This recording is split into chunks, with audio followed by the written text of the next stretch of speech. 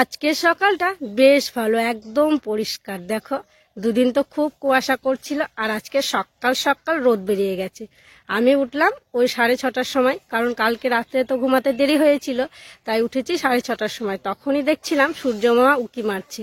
আর দেখো, ওঠার পর ঘরগুলো ঝাড়ু দিয়ে ঘরগুলো মুছলাম, তারপরে চলে এসেছি পুকুর ঘাটে। আর পুকুর ঘাটের দৃশ্যটা দেখো কি সুন্দর লাগছে, তাই না?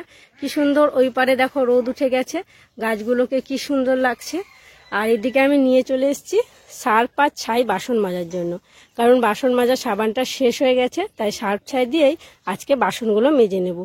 আর এদিকে দেখো অনেকগুলো বাসন কিন্তু এঁঠো হয়ে আছে, আমার অনেকগুলো বাসন এঁঠো হয়ে আছে। প্রেশার কুকার, কড়াই, দুটো বড় বড় গামলা, তো যাই হোক চলো আর দেরি না করে বাসনগুলো এবারে মেজে নিই, কারণ আজকে খিচিবিচি আছে কাজের অনেক, কারণ আজকে হচ্ছে বৃহস্পতিবার। তো এক এক করে সব কাজগুলো কিন্তু গুছিয়ে আমাকে করতে হবে। চলো শুরু করি এবার বাসন মাজতে। তো যাই হোক বন্ধুরা, শুভ সকাল। আশা করছি তোমরা যে যেখানে আছো সকলে ভালো আছো, সুস্থ আছো।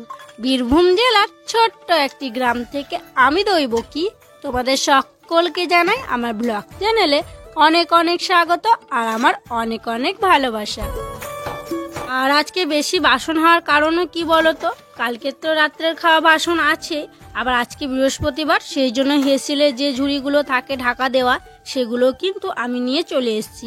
ভাবলাম সকালবেলাতে একেবারে সব নিয়ে চলে যাই, একেবারে ধুয়ে নেব, তাই সেগুলোকে ধুয়ে নিচ্ছি। আর ওই যে বড় কড়াইটা দেখছো, কালকে রাত্রে তো ওটাতে প্রসাদের ফলগুলো কাটা হয়েছিল, দিয়ে সবাইকে দেয়া হয়েছিল, দিয়ে আর কি চিড়েগুলো লেগেছিল জানো তো, শুকিয়ে শুকিয়ে গেছে, তাই ভাবলাম ওটাকেও ভিজিয়ে রেখে ধুয়ে নিই। ভিজিয়ে রেখেছিলাম, ওগুলো কি সুন্দর উঠে গেল, তারপরে মেজে নিলাম। তো যাই হোক দেখো, সব বাসনে কিন্তু আমার মাজা হয়ে গেছে। এখন এক এক করে সব বাসনগুলো আমি ধুয়ে নেব।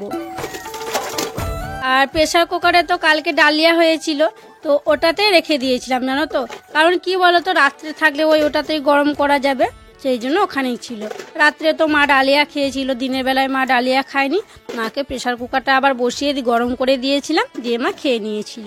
তো যাই হোক দেখো, সব কিন্তু আমার মাজা ধোয়া হয়ে গেল, আর অনেকক্ষণ সময় লাগলো, তো কিছু কিছু তোমাদের সাথে শেয়ার করলাম। বাসনগুলো ধুয়ে আনলাম, তারপরে সকাল সকাল মুড়ি খাবারটা করে নিলাম। আর আজকে মুড়ি খাবার জন্য করলাম এই দেখো বরবটি কলাই সিদ্ধ, কারণ দিদি জামাইবাবু একটু বেরোবে, ওদের দরকার আছে, একটা দরকারি কাজে যাবে, তো সেই জন্য সকাল সকাল করে নিলাম। তো একটু ফ্যানটা চালাতে হবে মনে হচ্ছে, খুব ঠান্ডা, তাও ফ্যানটা চালাবো, কারণ ঠান্ডা করতে দিতে হবে। দিদি জামাইবাবু রেডি হয়ে গেছে, দিদি এখন শাড়ি পরছে, জামাইবাবু রেডি, মুড়ি দিয়ে দিই, দিয়ে এবার ওরা বেরোবে। আর কি সকাল সকাল বরবটি কলাই নাকি? হ্যাঁ, বরবটি কলাই সিদ্ধ জামাইবাবু খেতে খুব পছন্দ করে, আমারও খুব ভালো লাগে। ওদের ব্যান্ডেলে নাকি পাওয়া যায় না, তাই দিদিরা যখন আসে খুব কম পাওয়া যায়, আর কি পাওয়া আবার যাবে না, তো যখন আসে তখন এখান থেকে আর কি নিয়ে যায়। আমাকে খুব ভালো লাগে বরবটি কলাই। দুটোর বাবারও খুব পছন্দ, কিন্তু আজকে একটু লঙ্কা পেঁয়াজ বাটা করবো ভাবছিলাম, কিন্তু আজকে বৃহস্পতিবার, আমি খাবো না, বাবা মা খাবে না, সেই জন্য ভাবলাম না, করবো না, তাই করলাম না। বরবটি কলাইটা ঠান্ডা করতে দিয়ে মা তো ঘরে বসেছিল, তো এখন উঠোনে রোদ চলে এসছে, তাই মাকে আর কি নিচে দিলাম, মা এখন রোদে বসে আছে। তারপরে দেখো দিদিকে জামাইবাবুকে মুড়ি দিয়ে দিয়েছি। আর জামাইবাবু আর কি বলতো, বলছিলাম না কাজে যাচ্ছে, ওই কোনে দেখতে যাচ্ছে আর কি, জামাইবাবুর ভাগ্নে আছে, তাই ভাগ্নে কোনে দেখতে যাচ্ছে আমাদের এদিকে আর কি, রামপুরহাটের সাইডে। আর ভাগ্নি যাবে না, দিদি আর জামাইবাবু যাবে। ভাগ্নে এইমাত্র ঘুম থেকে উঠলো, ওকে এখন এই বিস্কুট খেতে দেবো, বিস্কুট খাবে ও। তো যাই হোক, আর মুড়ি দেবো দিদি, সকালবেলায় কত খেতে পারে একটু বেলা হলে খেতে পারতো, মানে সকাল সকাল তো খুব সকাল সকাল, সেই জন্য খেয়েই যাচ্ছে, খালি পেটে আবার বাড়ি থেকে যেতে হয় বাবা, তাই বললাম যে খেয়েই যায়। খাবো না বলছিল না খেয়ে মুড়ি খাবো না, এমনি যাবো, তাই বললাম না, বাড়ি থেকে না খেয়ে যেতে হয় না, খাও দিয়ে যাবো। তাই তাড়াতাড়ি করে বরবটি কলাটা সিদ্ধ করলাম, দিয়ে মুড়ি দিলাম। আর একটু কলা সিদ্ধ দেবো, যাবো তো প্রিয়। আর এদিকে আমার ছেলের কাণ্ড দেখো, চেয়ারে বসে একদম চশমা পরে রোদে বসে মুড়ি খাচ্ছে। ওই দিদিরা মুড়ি খেলো, দিয়ে ও বললো মা আমাকেও দিয়ে দাও, তাই ওকেও দিয়ে দিয়েছি।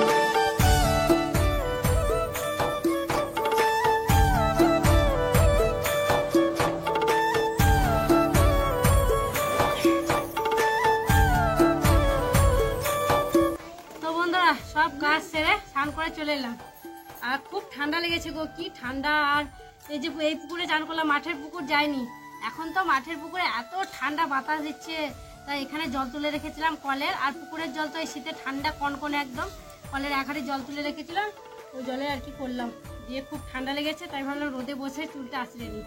তো চুলটা এখন আঁচড়ে নিই, তারপর ঠাকুর সেবা দেবো।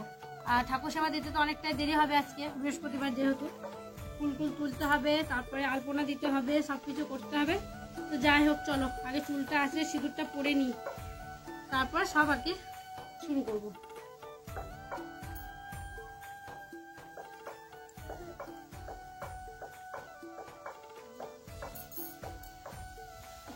আর রোদে বসছে, আবার রোদের তাপও লাগছে খুব, মানে তাকানো যাচ্ছে না, কি জ্বালা বলো তো।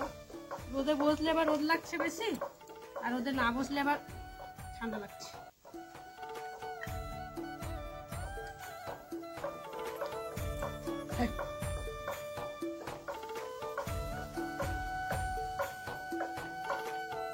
তোমরা কমেন্ট করে বলো যে শীতে 3 বার সিঁদুর দিতে নেই, কিন্তু কি জানো তো, 2 বার যদি দিই সিঁথি ভরাই তো হয় না। তোমরা চাও আমি সিঁথি ভরে সিঁদুর করি, তো সেই জন্য অনেক কবারই আমাকে সিঁথিতে সিঁদুর দিতে হয়, তবে কিন্তু গোটা সিঁথিতে হয়। আর সিঁদুর পরা এটা দিয়ে পরি, কারণ আমার সিঁথিটা খুব চওড়া নয়, খুব ছোটোর মধ্যে, আঙুলে দিয়ে পড়লে না মানে ময় হয়ে যায় দুদিকটা, সেই জন্য মানে এটা দিয়েই পরা ভালো হয়। কতবার দিতে হলো, তাও এখনো আরো কবার দিতে হতো। তো যাই হোক চলো পুজোটা এখন শুরু করে দিই। চুল আঁচড়ে সিঁদুর পরার পর ঠাকুরের বাসনগুলো ধুয়ে নিয়েছিলাম, তারপরে গোটা ঘরে আলপনা দিয়ে দিয়েছি। আর এদিকে দেখো সব ঠাকুরের চরণে কিন্তু ফুলও দিয়ে দিয়েছি। ওই যে কাজগুলো করতে হয় বৃহস্পতিবারে পুজোর আগে সবই কিন্তু করে নিয়েছি। তারপরে এই প্রদীপটা জ্বালিয়ে নিলাম, আর ধূপকাঠি দুটোও জ্বালিয়ে নিলাম, আর ওদিকে ঠাকুরকে সেবাও দিয়ে দিয়েছি। তারপরে দেখো 2 হাতে করে মা লক্ষ্মীর ঘরটা বসিয়ে দিলাম। এবারে ভালো করে আর একবার প্রদীপ আর ধূপকাঠি দেখিয়ে দেব। আর আমি বাম হাতে আগে প্রদীপটা নিতাম আর ডান হাতে ধূপকাঠিটা নিতাম। একজন কমেন্ট করে বলেছো বাম হাতে প্রদীপ নিতে নেই, তো সেই জন্য আমি ডান হাতেই দুটোকে নিলাম, তারপরে দেখিয়ে দিলাম। তারপরে শঙ্খ বাজিয়ে দিলাম। রান্না বান্না বসিয়ে দিয়েছি, এদিকে দেখো ভাত হচ্ছে, আর এদিকে হচ্ছে আমি বড়ি ভেজে নিচ্ছি, কালো কড়াইয়ের বড়ি। তো এটা হচ্ছে পোস্ত তরকারি দেবো, দোকান থেকে তো পোস্ত নিয়ে এলাম, পোস্তটা এখনো বাটা হয়নি, বাটতে হবে। আর এখানে দেখো পোস্ত, আলু পেঁপে দিয়ে পোস্ত করবো আজকে। আলু আর পেঁপেটা একটু ভাপিয়ে নিয়েছি প্রেসার কুকারে। আর এখানে আছে পেঁপে ভাজা হবে, পেঁপেটাকে একটু ভাপিয়ে নিয়েছি, ভাপিয়ে রেখে দিয়েছি। এবার একে একে সব বাকি করে নেবো। আর চাল কুমড়ো ডাল করবো, সেটাকেও সিদ্ধ করতে দিয়েছি, এখন তেলে নেড়ে নিয়েছিলাম, দুটোকেই দিয়ে সিদ্ধ করতে দিয়েছি। এদিকে দেখো ভাতটা ফুটে গেছে, কারণ ভাতে 1 হাঁড়ি জল দেওয়া ছিল জানো তো, মায়ের স্নান করার জন্য জল তুলে নেওয়া হলো, মাকে স্নান করানো দিদি, আর ফুটে গেছে। এখন আরেকটু জল দিয়ে দিই, জলটা একটু কম হয়ে গেছে, আর একটু জল দিয়ে ঢাকা দিয়ে দেবো, আর একবার ফুটে উঠবে দিয়ে তখন নামিয়ে দেবো। এখন তো নতুন চালের ভাত, বেশি সময় লাগে না, আবার চাল যত পুরনো হবে তত কিন্তু সময় লাগবে। যাই হোক জল দিয়ে দিলাম 3 বাটি, দেখো আবার ঢাকা দিয়ে দিচ্ছি।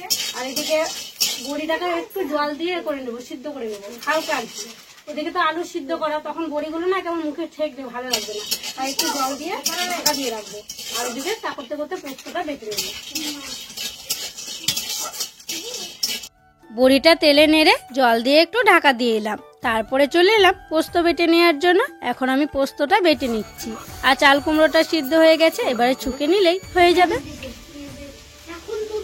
তো বন্ধুরা রান্না বান্না আমার প্রায় শেষের দিকে, আর মা তো অনেক আগে স্নান করেছে, আর বাবা এইমাত্র স্নান করলো, করে দেখো বসে আছে রোদে।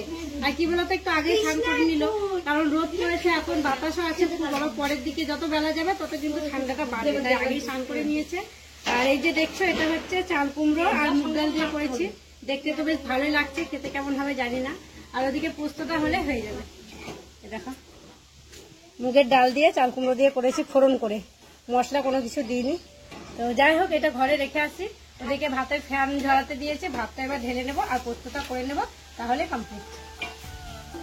রান্না বান্না শেষ করে হাঁড়ি কড়াইটা ভিজিয়ে রেখে আমি গেছিলাম উনুন শালে নেতা দিতে। উনুন শালে নেতা দিয়ে চলে এসেছি, এখন হাঁড়ি কড়াইটা মেজে নিচ্ছি। আর হ্যাঁ, এক দিদিভাই কমেন্ট করে বলেছো তোমার ভিডিও দেখতে আমার খুব ভালো লাগে, তোমার ভিডিওতে আমার ছেলের নামটা নিও। ছেলের নাম হচ্ছে সূর্যদীপ। তো এই যে সূর্যদীপ, তোমার নামটা নিয়ে নিলাম, আর তোমাকে অনেক অনেক ভালোবাসা। তো বন্ধুরা কি বলো তো, তোমরা তো আগে আমার ব্লগে দেখতে আমি অনেকের নাম নিতাম, আবার কিছুদিন নাম নেওয়ার পর তোমরাই অনেকে বলেছিলে যে নাম নিতে বারণ করেছিলে, সেই জন্য নিচ্ছিলাম না। আবার কিন্তু প্রচুর প্রচুর কমেন্ট আসছে নাম নেওয়ার জন্য। আবার কেউ কেউ কমেন্ট করে বলেছো যে দিদিভাই তুমি নাম নাও, নাম নিলে ওদের ভালো লাগে, তো সেই জন্য ভাবছি এবার থেকে নাম নেব। তো যাই হোক, দেখো হাঁড়িটা মেজে নিলাম, এবার আমি কড়াইটা মেজে নিচ্ছি। আর তোমরা এটাও বলেছো যে যারা নাম নিতে বলছে তাদের নামগুলো তুমি নাও, আমাদের রাগ হবে না, তাই দেখো আবার নাম নেওয়া শুরু করলাম। তো বন্ধুরা, হাঁড়ি কড়াই মেজে নিয়ে এলাম রান্না বান্না হওয়ার পর। তারপরে দেখো খেতে দিয়ে দিলাম। কি জানো তো, দিদিরা তো গেছে, তোমরা তো দেখেছো। তো দিদিরা এখন আসেনি, দিদিদেরকে ফোন করলাম, ভাবলাম যদি দূরে থাকে তাহলে সবাইকে খেতে দিয়ে দেবো, আর যদি কাছে আসে তাহলে আসবে, দিয়ে একসঙ্গে খাওয়া দাওয়া করবো। ফোন করলাম, দিদিরা আসতে অনেকটা দেরি আছে, তাই ভাবলাম সবাইকে খেতে দিয়ে দিই। মাকে দিয়েছি ওখানে, দুই ভাত দিয়ে বসেছে রুদ্র বাবা। তো বাবা বললো পাতাতে তরকারি আর ভাত সব দিয়ে দিতে। কি জানো তো, এই পাতাগুলো একটু জল পেয়েছিল, দিয়ে নরম হয়ে গেছে, তাই ভাবলাম পাতাগুলো দিয়ে দিই, নইলে ওই পাতাগুলো পরে আর খাওয়া যাবে না, তাই পাতাতেই দিয়ে দিলাম। বাবাকে তরকারি দেবো বাটিতে, দিদিকে বললাম একটা বাটি দেওয়ার জন্য। কি হলো বাবু? খাও রুদ্র, খাও খাও, দাও তো দাও তো। ও মা, বড়িগুলো ফেলে দিল, দেখো। আমি পারিনি, আমি তাই তো বলি। বড়ি খেতে আমার ভালো লাগে, তরকারি আলু পোস্ত বলে যাই আলাদা খাই না বলে দিলাম না, ওটা খাওয়া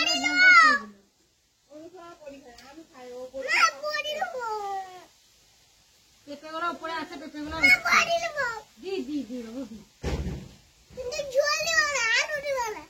ও বাবা, বড়ি কি করে বাজবো? মাখাও মাখাও, ভাতের সঙ্গে বড়ি মাখাও। ওই দেখো আসছে মা, বাবা, রুদ্র ভাগ্নিদের খাওয়া হয়ে গেছে, আর এখন দেখো রুদ্র বাবা খাচ্ছে। আর রুদ্রর বাবা তো কালকে খুব সিঁদুর মেখেছিল ঠাকুর বিসর্জনে, দেখো সাবান নিয়েছে, তো ওই দেখো দাড়ি ফাঁকে ফাঁকে সিঁদুর লেগে আছে এখনো। ওর বন্ধু একদম সিঁদুর মাখিয়ে কি বলবো, গোটা মুখ লাল করে দিয়েছিল। কালকে সাবান নিয়েছে, আবার আজকেও নিল, তা উঠলো না। ই সিঁদুর আবার এমনি সিঁদুর, লাল সিঁদুর, তা ওঠেনি। পুজোতে দেওয়া সিঁদুর তো ধরো অনেক ডুপ্লিকেট সিঁদুর দেয়, যারা দেয়, তাই জন্য অরিজিনাল সিঁদুর হলে উঠে যেত। লঙ্কানলা, রং মেশানো আছে। লঙ্কানলা তুমি আমাকে দাও, দেখ আমি আনিনি, কি করে নেবো, আমার দুই হাত বন্ধ। বন্ধুরা, সন্ধে হয়ে গেছে, আর সন্ধেবেলায় দেখো দিদি আর জামাইবাবুকে নিয়ে আমি যাচ্ছি হাঁসের খোঁজে। তো কি বলতো, দিদি জামাইবাবুর আজকে চলে যাওয়ার কথা ছিল, তো ওরা তো এক জায়গায় গেছিল, ওখানে আটকে গেছিল, আসতে অনেকটা দেরি হয়েছে, সেই জন্য আজকে বাড়ি যেতে পারিনি। আর গল্প হচ্ছিল একটু আগে, জানো তো, যে দিদিরা বলছিল অনেকদিন অনেক দিন হাঁসের মাংস খায়নি, আর ওদের ওখানে সেরকম পাওয়া যায় না, এইসব কিন্তু এই গ্রাম বাংলাতেই পাওয়া যায়। তাই গল্প হতে হতে আমি বললাম চলো আমাদের পাড়াতেই দেখি, কারো বাড়িতে হাঁস পাওয়া যায় নাকি। তাই হাঁসের খোঁজে দিদি জামাইবাবুকে নিয়ে রাত্রেবেলায় বেরিয়েছি। তো কি, আজকে তো বৃহস্পতিবার, আমরা খাই না অবশ্য, তো দিদি জামাইবাবুদের জন্য আর কি করা হবে। আর এই শীতকালে কিন্তু হাঁসের মাংস খুব ভালো লাগে, আর তো আসবে না শীতকালে, এই এলো, আবার কবে আসবে না আসবে, তাই ভাবছি আজকে আর কি করে দিই। চলো দেখি হাঁস পাই নাকি। তুমি চলে এসছি একটা দিদার বাড়িতে, চলো এই বাড়িতে পাওয়া যায় নাকি দেখি। দিদা, দিদা, ঠান্ডার দিনে দিদা ঢাকা নিয়ে ঘুমাচ্ছে নাকি? দেখো দিদার বাড়ি এসে দেখছি দাদু আর দিদা ঠান্ডার দিনে ঢাকু মুকু করে নিয়ে বসে চা খাচ্ছে। চলো আমাদেরকে বসতে বললো, বসি এখন।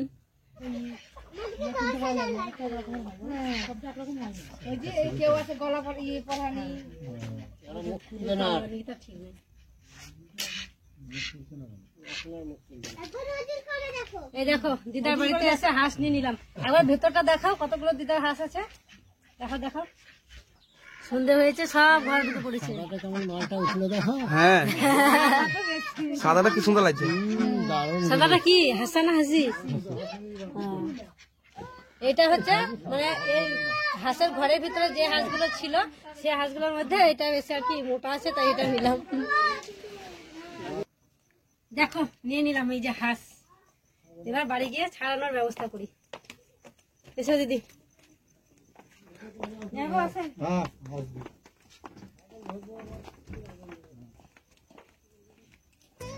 হাঁসটাকে বাড়িতে নিয়ে আসা হলো, তারপরে ছাড়ানো হয়েছে, আর এখন দেখো আগুনের তাপে ঝলসানো হচ্ছে। হাঁসের মাংস নাকি এই যদি ছাড়ানোর পর ঝলসানো হয় মানে পোড়ানো হয় তাহলে বেশি টেস্ট হয়, তো সেই জন্য এভাবে আগুন দিয়ে দেখো ঝলসাচ্ছে। আর জানো জামাইবাবু কখনো হাঁস কাটায় দেখেনি, আর মানে পোড়াচ্ছিল তখন এত তেল বের হচ্ছিল, দেখো একদম তেল চকচক করছে, মনে হচ্ছে যেন হাঁসটাকে তেল মাখানো হয়েছে। জামাইবাবু দেখে অবাক, বলছে এত তেল বেরোয়, তাহলে রান্নার সময়তেও তো তেল বেরোবে। হ্যাঁ গো, রান্নার সময়তেও তেল বেরোয়, আবার এই যে ঝলসায় তখনও তেল বের হয়, এই টেস্টটা বেশি হয় বলে এইভাবে আর কি ঝলসানো হয়। তো খড়ের জাল দিয়ে দেখো উঠোনের মধ্যে টিনের উপরে আর কি করা হয়েছে, খড় দেওয়া হয়েছে, যে টিনের উপরেই এভাবে কিন্তু হাঁসটাকে পোড়ানো হচ্ছে। আর জানো তো এই শীতের দিনে হাঁসের তেল হয় বেশি, তাই জামাইবাবু বলছে ভালোই হবে এই কনকনে শীতে হাঁসের মাংস আর গরম গরম ভাত। হাঁসের মাংস করার জন্য উনুন ধরিয়ে দিয়েছি, আর উনুনটা খুব সুন্দর জ্বলে গিয়েছিল, কড়াইও বসিয়ে দিয়েছি। আর জানো হাঁসের মাংসতে আলু দিলে নাকি বেশি টেস্ট লাগে সবাই বলে, তো সেই জন্য দেখো আলুগুলো কেটে নিয়েছি, আর এখন আলুগুলো তেল দিয়ে ভালো করে ভেজে নিচ্ছি। আর ভাতও হচ্ছে, ভাতটা তবে উনুনে আর করলাম না, ওই ভাতটাকে গ্যাসে বসিয়ে দিয়েছি। আলুগুলো লাল লাল করে ভেজে নিয়েছি, এখন আলুগুলো তুলে নিচ্ছি। আর এখানে তো সবাই এসছে, মানে আগুন পোড়ানো হচ্ছে এই শীতে, আর গল্প করাও হচ্ছে, রান্না করাও হচ্ছে। জামাইবাবুই বললো জানো তো যে কাঠের আঁচে করো, খেতে টেস্ট হবে বেশি, তাই এই উনুনেই আর কি করছি। তো যাই হোক দেখো এদিকে হাঁসের মাংস রান্না করার জন্য তেল দিয়ে তারপরে পেঁয়াজ দিয়ে পেঁয়াজটাকে ভেজে নিলাম, তারপরে যে মশলা বাটা হয়েছিল এমনি আর কি চিকেনে যা দিই সেই সবই মশলা দেওয়া হয়েছে, আদা রসুন লঙ্কা পেঁয়াজ জিরে ধনে এগুলো দিয়ে এবার মশলাটা ভালো করে কষিয়ে নিচ্ছি। দেখো মশলাটাও কিন্তু কষানো হয়ে গেছে, এবার কেটে রাখা হাঁসের মাংসগুলো দিয়ে দিলাম, এবারে ভালো করে নাড়াচাড়া করে কষিয়ে নেব।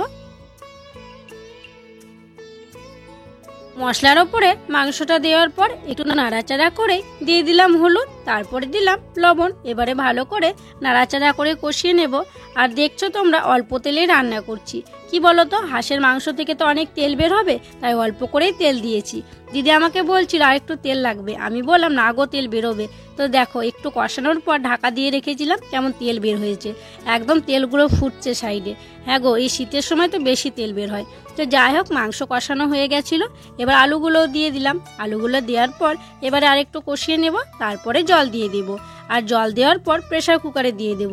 কি জানো তো হাঁসের মাংস তো একটু শক্ত হয়, বেশি হাড় থাকে, তাই প্রেসার কুকারে না দিলে সিদ্ধ হয় না, আর উনুনে করলে অনেক টাইম লাগতো, তো সেই জন্য প্রেসার কুকারেই ভরে দিচ্ছি। প্রেসার কুকারে সব ভরে দেব, তারপরে ঢাকনা লাগিয়ে দেব, তারপরে 4টে সিটি দিলে হয়ে যাবে।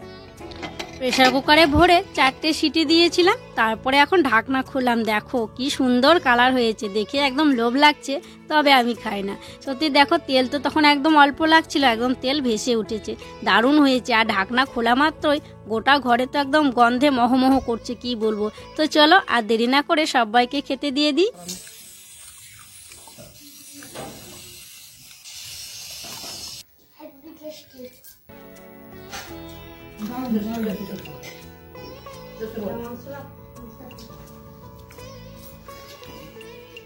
তো বন্ধুরা রান্না বান্না হওয়া মাত্রই দেখো গরম গরম হাঁসের মাংস আর ভাত দিয়ে দিয়েছি জামাইবাবুকে। জামাইবাবু কেমন হয়েছে রান্না? দারুণ দারুণ, এত সুন্দর টেস্ট হয়েছে, জীবনে প্রথমবার খেলাম। জামাইবাবু তো তেল বের করা দেখে তখনই বলছিল যা খেতে হবে না, তো রান্না করতাম।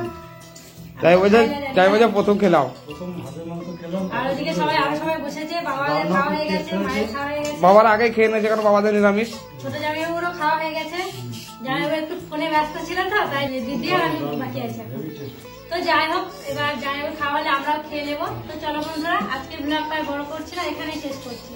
তোমরা সকলে ভালো থেকো সুস্থ থেকো, আর যারা নতুন বন্ধু হয়ে আমার এই ভিডিওটি দেখছো তাদেরকে আমার পাশে থাকার জন্য অনুরোধ করছি, আর যারা পুরনো বন্ধু হয়ে আমার পাশে আছো তাদেরকে আমার অসংখ্য অসংখ্য ধন্যবাদ আর অনেক অনেক ভালোবাসা। দেখা হবে আবার পরবর্তী।